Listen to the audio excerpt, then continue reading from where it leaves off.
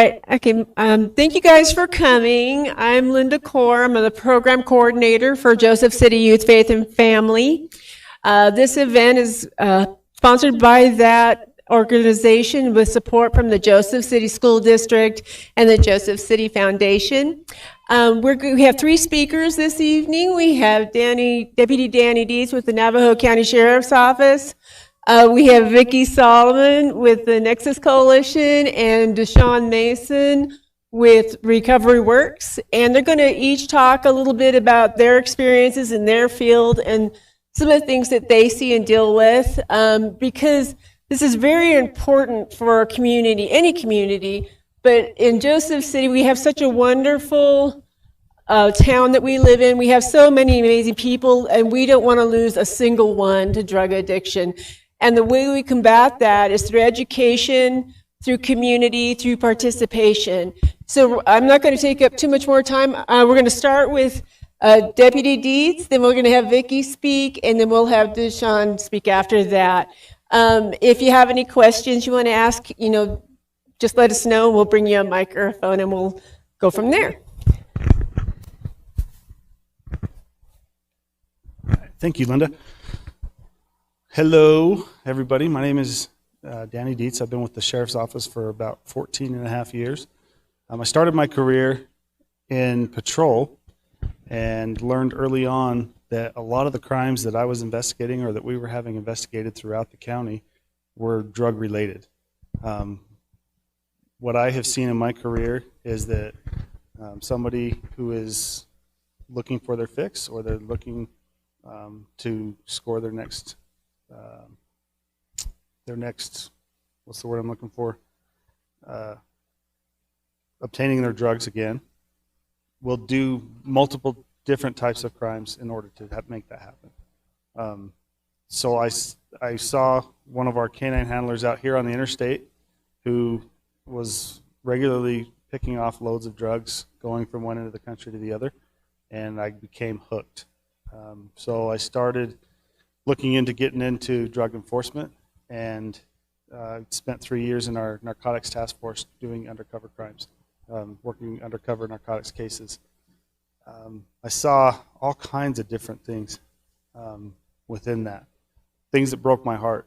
I remember one case that we did where it was a high risk event, so we brought out the SWAT team, and in doing that, when they cleared it, they said that the odor of marijuana was very, very heavy within that room. They were actively smoking, and a 2-week-old baby came out of that house and was just as high as a kite. I've never seen anything like it. We had all these cops, all this big scary event that should be scary to a small child, and that child was just calm as could be, and it really broke my heart. I was a young dad at the time, and I remember calling my wife and saying, "Thank you for being who you are," because I knew that my kids were safe with her. So I've seen all kinds of different things in the world of drug enforcement. Currently, I'm a canine handler, and I work the interstate. So I don't do as much local stuff, but I'm primarily stationed on the interstate looking for people that are transporting large amounts of drugs from one end of the country to the other. And I've seen all kinds of different things with that. Excuse me. With that, for me, I get a sense of satisfaction or feel like I'm making a difference somewhere in the country, whether that's here in town, whether that's here in the county, or whether that's in Texas or Florida or Georgia. If I'm stopping that from getting to that community and making it that much harder, then I feel like I won. I know I can't stop it completely. I'm one guy, and this is a huge country. And for every one that I'm getting, there's probably 10 going by that I'm missing. But somewhere, I've stopped an overdose. Somewhere. I don't know who that person is, but I know I stopped it. Recently, we've seen an increase and an uptick in counterfeit Oxycontin pills. The cartels have now started making pills out of fentanyl, and these guys will talk about fentanyl a little bit later, a little bit more. But fentanyl is very highly addictive, and it's highly dangerous. The wrong dose can kill you, and we're starting to see an uptick in that. Large amounts of pills. I think the most recent one that I was a part of, we seized 50,000. That's a lot. That's enough to kill a small facility. But somewhere, wherever that was going, somebody did an overdose that night, because I was able to seize that. Now, in the local communities, we're starting to see an uptick in that as well. We're starting to see a lot of overdose deaths. I just got informed this year, and I don't want to step on your toes, but 0 overdose deaths is related to fentanyl. Is that right? That's amazing. That's because of the work that these guys are doing. That's because of the work that we're doing at the law enforcement end, where we're getting life-saving tools in the hands of those that might be hooked on it, and our law enforcement officers, keeping that out of the communities, keeping that person from dying. Are you going to talk about Narcan more? Okay. So I don't know if you guys are aware of Narcan. Narcan is an opiate blocker. It looks like this. There is also some that you can inject. This one you can spray in the nose. What this does is, if somebody's having an overdose and you get this to them in time, it will take the opioid receptors in the brain. It'll get in between that and the opioid itself. That brings somebody out of an overdose, gives us enough time to hopefully get them to a hospital and get them life-saving treatment. This stuff has saved a lot of lives. I know of one deputy alone who's probably had about 3 Narcan deployments, and he's only been a cop for about 4 or 5 years. This stuff is saving lives. I keep this on hand, one for if I come in contact with somebody who has overdosed, and one for myself. I keep it on hand with me. I can also use this for my dog. So if he somehow ingests fentanyl and I start to notice overdose symptoms in him, I can give this to him and then get him to emergency care. This stuff has saved a lot of lives. But for me, personally,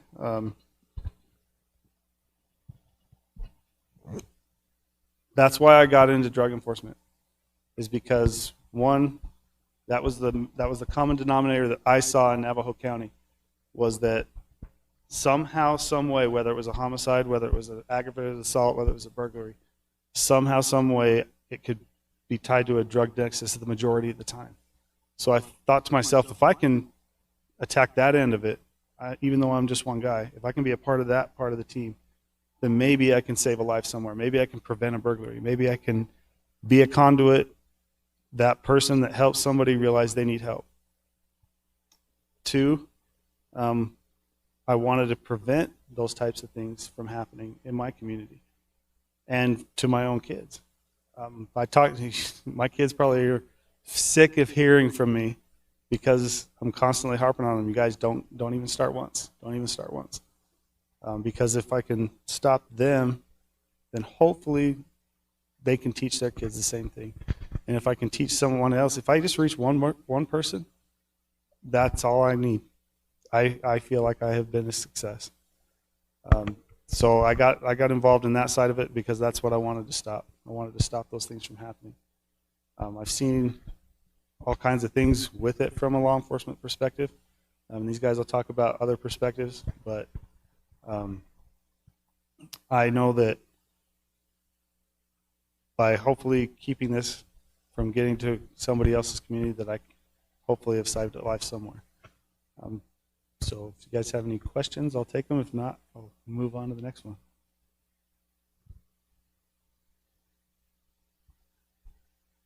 Do you want me to run this to you?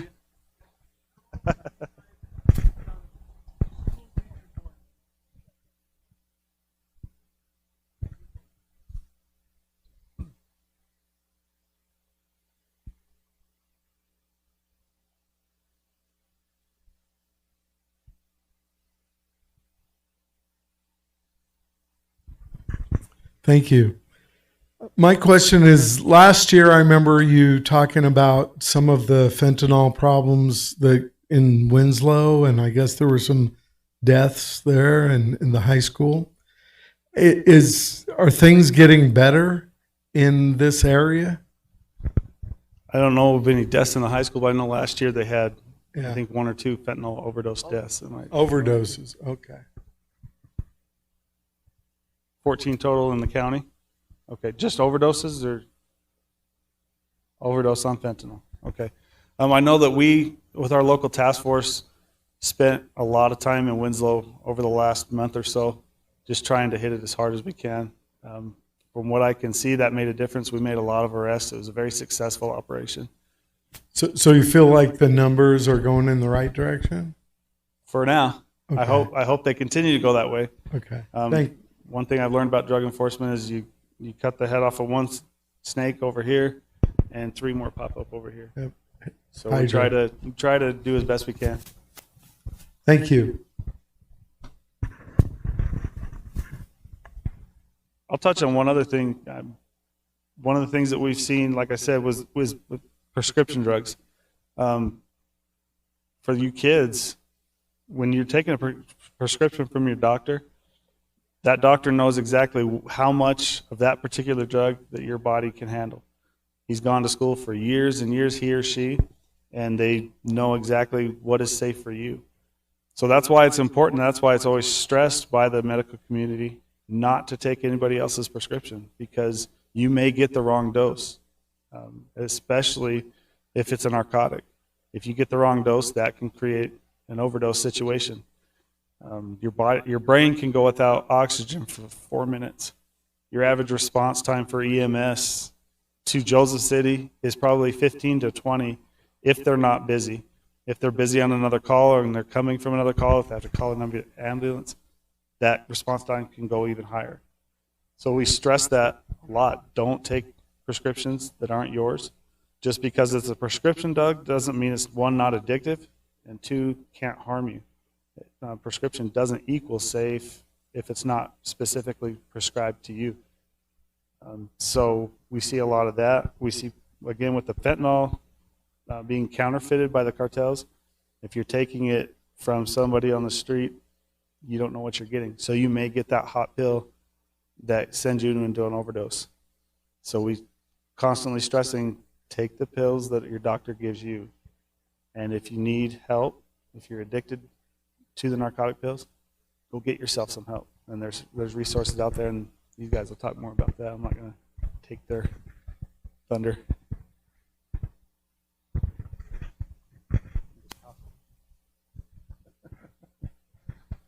So in our previous community, they had, at the police station, you could turn in unused prescription drugs. Is that true here too? Or where would you dispose of unused prescription drugs? Yes, you can actually do that in the main sheriff's office over in Holbrook. We do have a container over there. It's no questions asked. You just go in and put them in that container. It's a locked container, so people can't get those out, and then our evidence technician will dispose of them for you.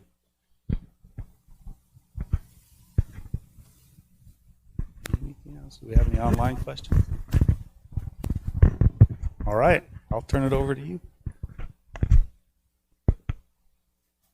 Thank you. Excellent. So for those of you that don't know me, my name is Vicki Solomon. I'm the Executive Director of Nexus Coalition for Drug Prevention.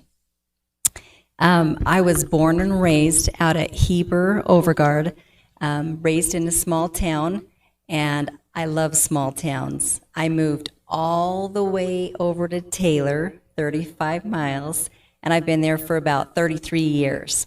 So I love our communities, and I was very blessed to be able to work for Navajo County Public Health for 6 years, and then I've been executive director with Nexus for the last 5. With Nexus Coalition, we like to build partnerships, and law enforcement is one of our favorites, and then also recovery is one of our favorites, and our schools are also one of our favorites. Our goal is to educate youth about drugs and then educate parents about current drug trends. And so I'm going to give you a few little facts, and then I also want to share what we actually do in the communities for you guys. So let's see, from year to date, since May, we have been able to educate 1,732 youth, 1,085 adults. We have distributed 515 Narcan, 206 Deterra pouches. And if you don't know what those are, the pouches are, you just put your medicine inside the pouches and then you dispose of them. You put water in it and you put it in the trash. So we like to get those into our elderly homes who can't get to our drug drop spots. Every police station in Navajo County has the drug drop boxes. And then we also have two at Summit, and then CVS Pharmacy has the drug drop boxes. So the pouches are for the elderly. We try to get out to get rid of the unused medicine. And then we have distributed about 5,400 flyers. We've done 177 sessions with youth, and then a ton of media. Now that's what we do, but what I want to share with you is why we do what we do. And I'm going to give you the Navajo County death stats for last year. Last year we had 148 deaths that goes to our medical investigator. 57 were natural. Now, we can't really do a whole lot about natural deaths, but I want you to listen to the rest of these, because the rest of these are preventable. 23 suicides, 23 overdoses, and with those 23 overdose deaths last year, 14 were fentanyl, 4 were opioid, 2 were meth, and 3 was just a variety of RX medicine. We had 17 motor vehicle deaths, 9 homicides, 9 alcohol, and then 10 accidentals. So when we hear those numbers for Navajo County, that's really high for stuff that we can prevent. And current, since June 2021, from January, we've had 13 overdose deaths, but we haven't had one fentanyl yet, which that is amazing to me. We know that our law enforcement are out there getting that fentanyl off the streets. We've had 3 meth, 7 mixed, 1 naproxen, which that one I'm still going to ask about because I use naproxen for a headache, so that one's curious to me. And then there was 2 unconfirmed. So we still have high rate of overdose deaths, but it is coming down, so we're thankful for that. So I just want to talk to the kids real quick. He talked about taking medicine, and we know that we don't take medicine unless you have your name on it, but I also want to emphasize, if anybody, a stranger, is trying to get you to take medicine, please do not do it. They are coming up with some crazy things to try to trick kiddos into taking pills, gummy, different things that have marijuana in it, brownies, different foods. So don't take stuff from somebody you don't know that your parents aren't aware of, okay? I've raised my 4 kiddos, and now I'm starting on my grandkids, and it's good to start early on that education. The other thing I want to touch base on is the Narcan. If you'll notice over my table, there's some boxes of the Narcan, and there's 2 doses in 1 box. And I want you guys to feel free to take one and put that in your emergency kit. Ronnie and I both had knee surgery, and we had pain pills in our home. Now, what if my 6-year-old grandson went in, found them, overdosed on them? I've got 30 minutes before I can get to the hospital. If our brain shuts down after 4 minutes, then I've lost my grandson. Now, if I have Narcan, I can shoot him with the Narcan. It will reverse that opioid, and then I have time to get them to the hospital to take care of them. So there's been a big myth with Narcan the last 5 years is people have been tabooed, we don't want that in our home. Yes, you do. You want to carry it with you. You want to have it in your home. There's lots of different reasons that you might be able to use that. And why not have it? We get to hand this out free, and I'm going to continue doing it until I stop getting the grants that pay for that. If you go to the pharmacist, Doug Ducey, our governor, was able to write up that you can go to the pharmacy and get Narcan whenever you want. But if you've tried it, it's over $100. So who has that money to pay for that, right? So you can get it free from us. Just let us know and we'll arrange to make sure that you get that. I'm very thankful for law enforcement for carrying that and having it on hand. There is lots of information, but I'm going to be quiet, and I'm going to let Deshaun talk to you about some different things. He's got some great stories. So if you guys have any questions about drugs or alcohol, we provide services inside schools, and we have lots of resources for parents. Just contact Nexus Coalition, and the website is ncdp.rocks. Thank you for your time.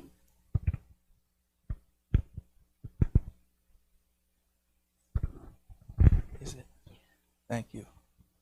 My cool guys up here, can I have you guys come a little forward? The group of guys right here.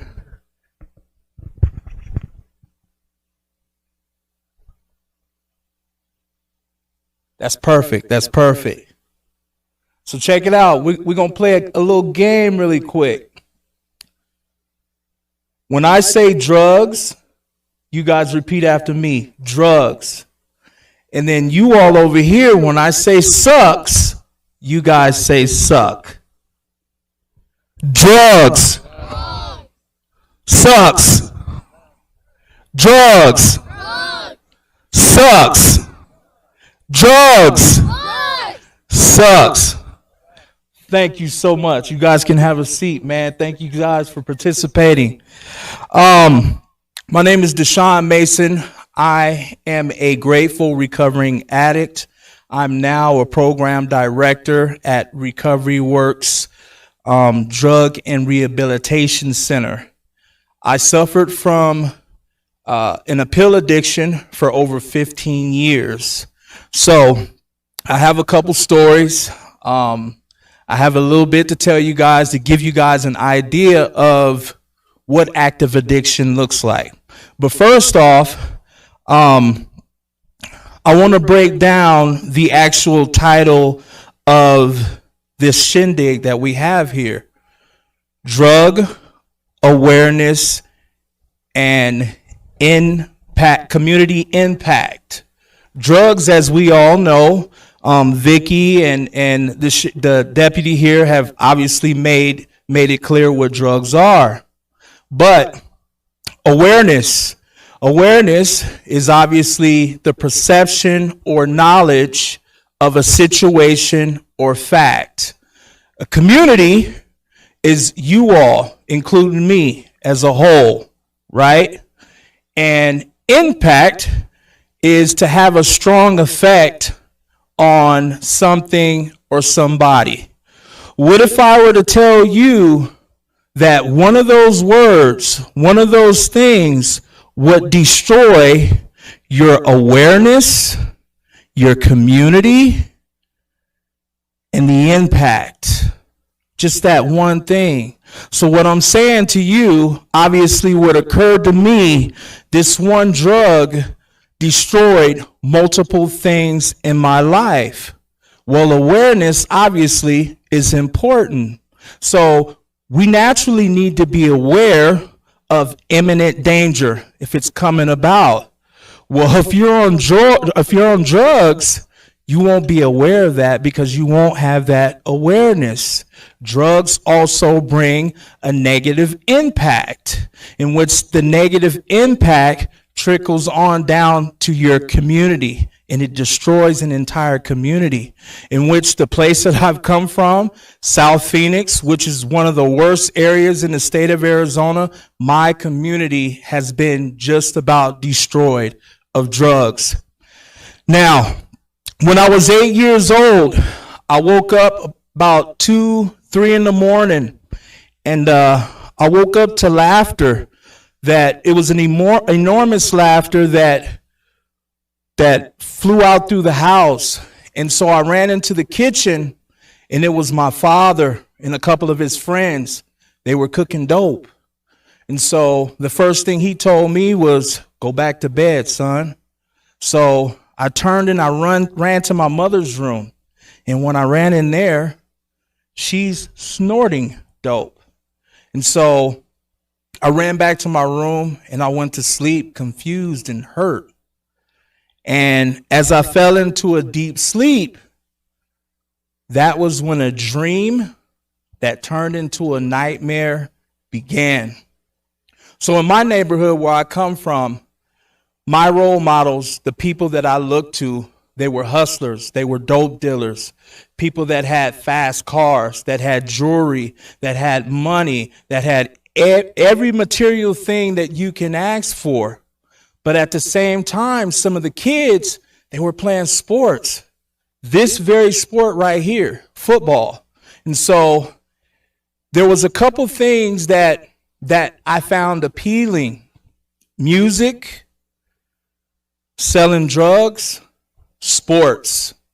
And two of them I wanted to specialize in.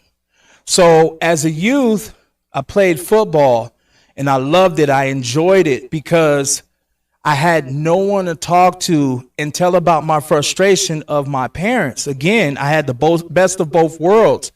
Someone selling drugs and someone addicted to drugs. So as I started playing sports through youth, I had an attraction to sports and I had an attraction to selling drugs. Moving on to high school, I was one of the high school stars of playing football of my high school. I was so good that I earned a scholarship to move on to college. And so I got to college out of state, got away from all the madness and the drama, but I took what I learned and everything that I seen in my own community to the college that I went to. Now, played football and played it very well. But at the same time, my subconscious was, I need to get out there and make some money. And the way I'm going to do that is I'm going to sell marijuana. So I got 1 foot in sports and 1 foot in selling drugs. So all 4 years, I sold drugs to my teammates.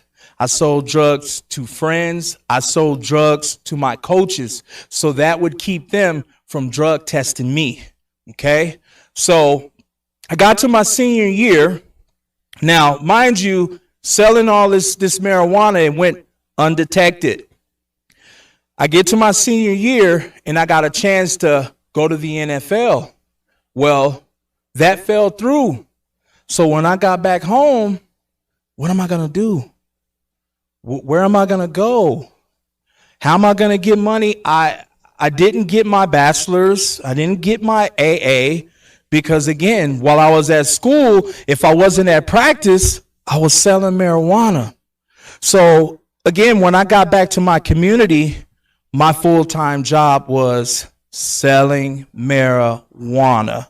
All the while, I'm smoking it too, but I wasn't addicted to it, right? So I'm selling it. Years go by. I'm making money, taking care of my family, taking care of my friends, living the life. Everything that I seen that my father was doing and that he was having, I obtained those things, right? But at the same time, one thing with marijuana, it's bulky and it's really easy to get caught up with. So over the years, I said, I got to do something different. I got to find a different drug that's a little bit more quiet, that I can be a little bit more discreet with. Well, I heard about prescription pills. And so in high school, I had an injury with my knee. And the rumor was get into a doctor or get into pain management. Tell them about your energy and they'll give you pain prescription pills. And so that's what I did. And so I would get 60 to 120 pain prescription pills. So when I would get them, obviously I was faking my energy. It was old. It was no longer. I started selling these pills, right? And so I'm selling them, and now I'm making even more money that I was making, not taking as many risks selling these pills. So about 5 years go by, and I get to a point to where I started feeling hubristic, right? And so I got a little cocky, I got a little arrogant, and I noticed that not only were people bringing me money, but they were bringing me things of value.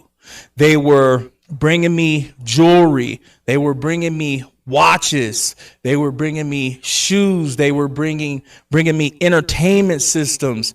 They were bringing their significant other's wedding ring. They would bring it to me just for these pills. And so the curiosity started to settle in. I'm doing all this work selling these drugs. So I said, I wonder what does this crap feel like? Everybody's going so crazy over it. And they're coming in and out of my house throughout the day, throughout the night. I mean, this is 24/7, right? So that curiosity started to settle in. And I took one pill, just one. That one turned into 5. That 5 turned into 10. 10 turned into 15. 15 turned into 20. So my profit is up here. My intake is down here. That's how it started. But the more my tolerance increased, it began to balance out. And so now, slowly but surely, people are starting to recognize and see that you have an addiction problem. There's an issue. What's going on? You don't look the same. You don't sound the same. You don't talk the same. And me being an addict and just being in the clouds all day, every day, it was hard for me to step back and recognize that. Okay? So I began to take more and more and more pills. And so now my intake outweighed my profit. Okay? Now at this point, my wife, she's looking at me like, what's going on here? The whole time she's working, I was able to support her and my family and my kids through selling drugs. But now everything that I was making, it was going up my nose, because that's how I did these prescription pills, was snorting them. Okay. So at this point, she's talking, maybe we shouldn't be together. Maybe this is not going to work out. And I'm like, no, I'm going to get some help. And so finally I kind of slowed down on doing these prescription pills. Okay. But then I started doing them again because I was able to be more discreet with my drug intake. But then it got to a point to where I have 4 kids. Okay. All of them play sports.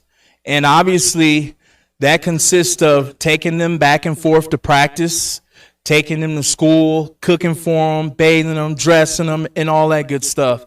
And slowly but surely, those things begin to stop, because it got to a point to where the only way that I can take care of my children or help my children or be a part of their lives is I had to have a pill in my system.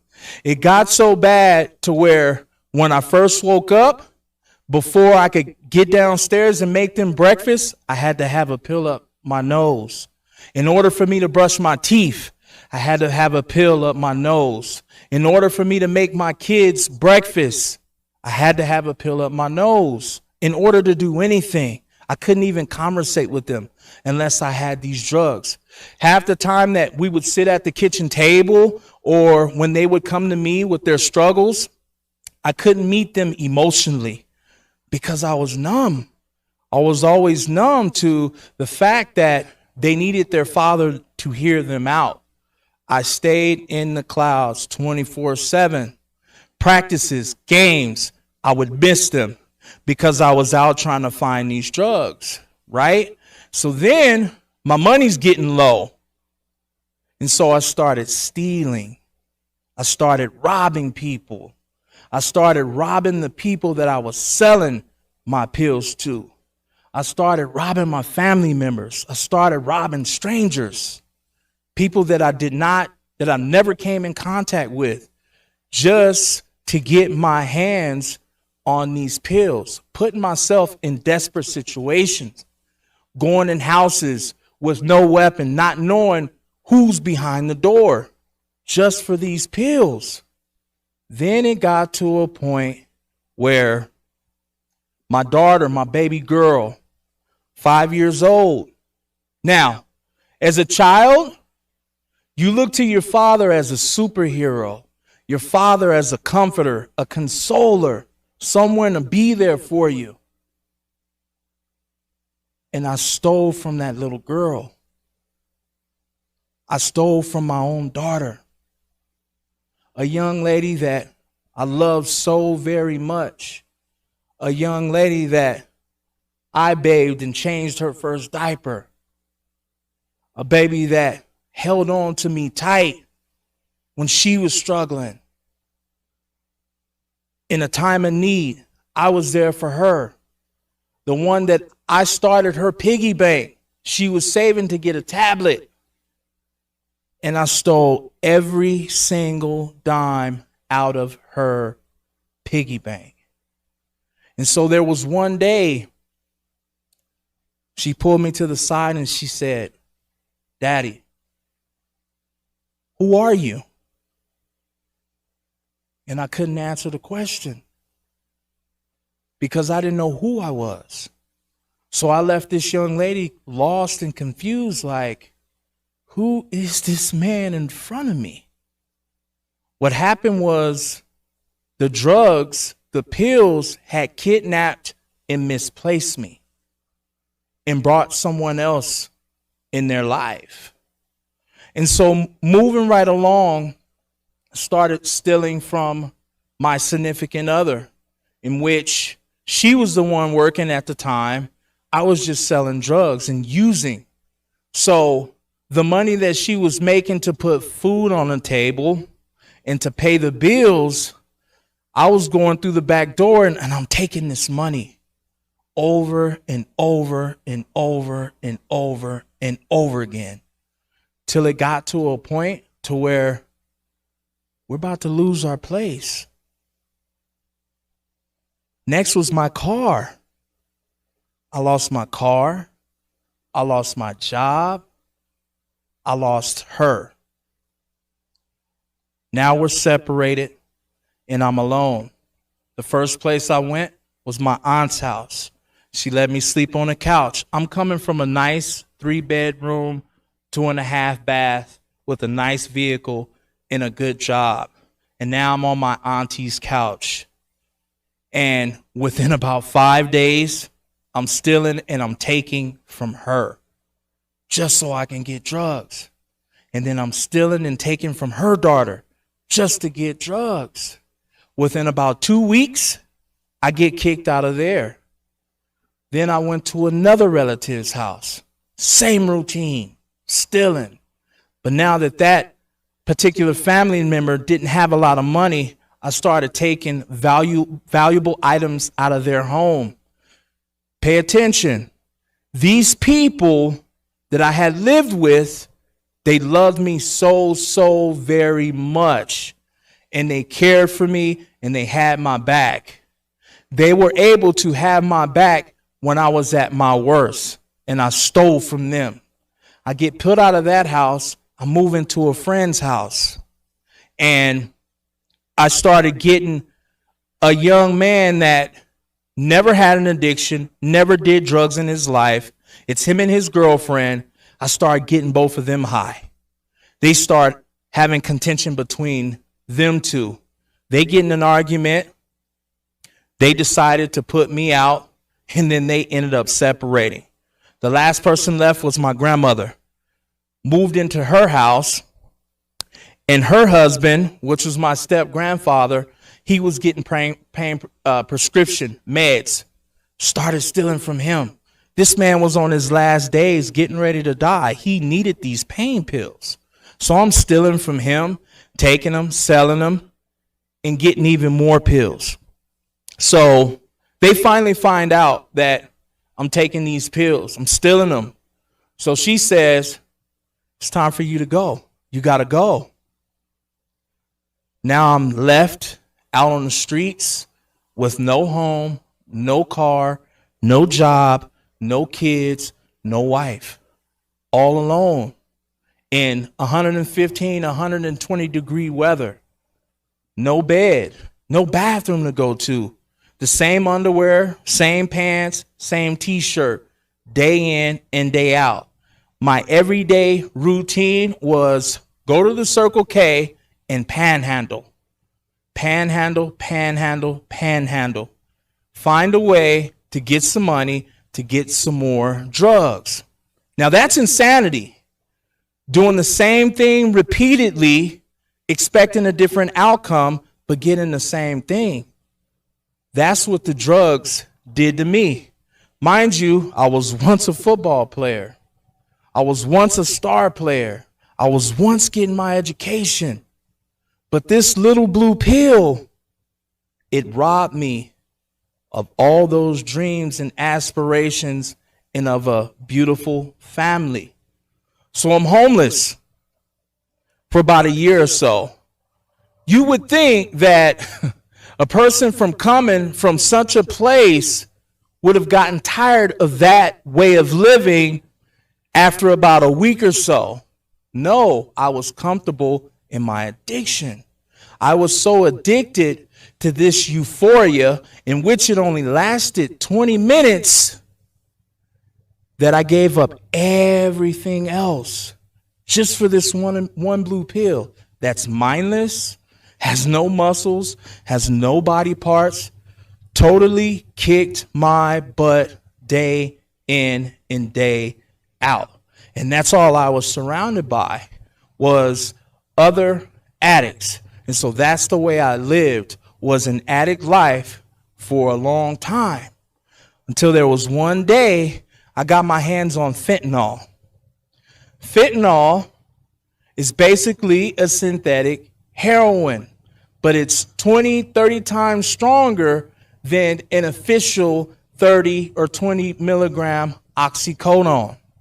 I started taking these pills, and I immediately found a liking to them because I got such more of a high than what I was getting before, and they were cheaper.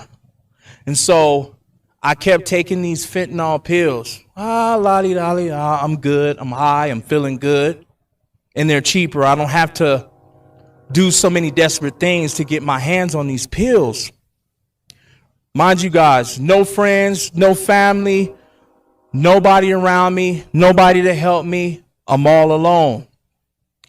There was one day that I took one of these pills and I overdosed. And when I overdosed that first time, my family came, they showed up, and I had to be Narcan 2 times, right? And I came back to. When I came back to, you guys, I just died. Just pretty much died. I get rushed to ER. I get to ER, and don't you know that after just dying, my first thought was, I have 2 more pills in my wallet. Social services is going to come in here, ask me questions, provide different resources that I can get to help me with my addiction. They're going to check my blood, and then they're going to discharge me. And I'm going to go back. I'm going to do these 2 pills again.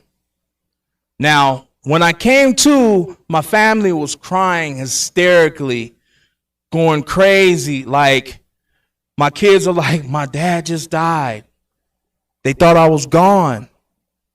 But in the back of my mind, I'm going to get one more high in after just dying.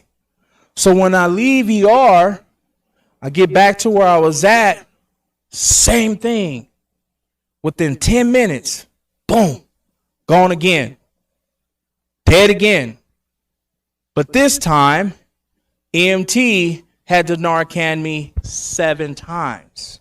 Generally, they keep about 4 to 5 dosages of Narcan. But luckily, thank the Lord that they had more dosages of Narcan to bring me back to life. And once that occurred, that was a wake-up call for me. That was my rock bottom. I said, I'm tired. I'm done. I need to make a change. All these people kept giving me hints that it was time to make a change. I lived in darkness for so long. I was in discomfort for so long. Pain, confusion, lost, right? Sick 24/7. All kinds of things. Addiction really, truly sucks. It really does. You can never get comfortable. You never have happiness. You can't think straight. You can't process things. It destroys neural pathways. You isolate. You detach from your family. You detach from your friends. You detach from yourself. It's really, really horrible. And so that's why it's important, even though there's very few of you here, that we spread this word of what addiction looks like, what it can look like, how detrimental that it can be to your life. Remember that I said that it destroys the community. When in actuality, we need our community. We need people around us. In order for us to achieve goals and be successful, we need people. You need a team of people. But you can't have a legit team of people if you are constantly taking drugs. So today, I stand before you, being sober for 2 years and 6 months. I feel great. I feel victorious. I have happiness again. I have joy. I have clarity. I have my sanity. And I'm happy today that I'm able to stand in front of you to spread this good word, along with these two as well, because addiction is bad. I will leave you with this. Parents, please, please, I'm sure you already do it now, but be good listeners. That's all children want, teenagers want, is they want to be listened to, right? Listen to them, and you have to know them, because a teenager or child, they will tell you everything. They can be as discreet as they want to, but there's certain words, there's certain things that they do that'll tell you everything that they're doing. Be media savvy. They're always watching over your shoulder what you're doing on social media. When you're in your cell phone and you're texting or conversating or what have you, they're watching and they're emulating your every move. Be there for them emotionally. There's a lot of suicides that's been taking place. There's a lot of addiction that's been taking place. It comes from a lack of attention in the home. And that's where it comes from. That's where it starts, is that a lack of attention. So to please continue to be good listeners. Be attentive. Stay aware. And please spread the word.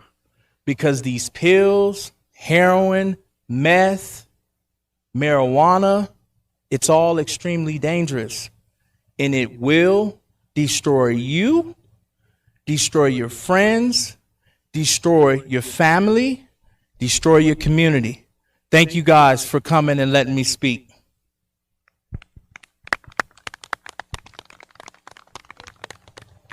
Thank you, Deshaun and Vicki and Danny for coming and talking to us. Does anybody have any questions for any of our speakers that they would like to ask while we have that opportunity?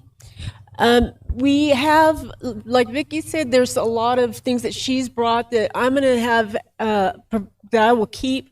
And so if you have a need for the Narcan that you'd like to have and the doTERRA packets, if you want to contact the district, I'll be sure and get it to you. If you have any concerns or questions that you'd like more information on, you can reach out to me through the district, and I can get you those resources and that information. Deshaun, where is your Sholo. in Sholo? Okay, and so and that's Recovery Works. Yes. So you feel free to reach out to his organization if you have concerns about anything regarding recovery or a family or friend that maybe is struggling. And so with that, I think we'll wrap it up. But again, thank you so much. And thank you guys for coming. I really appreciate it. And you guys have a great evening.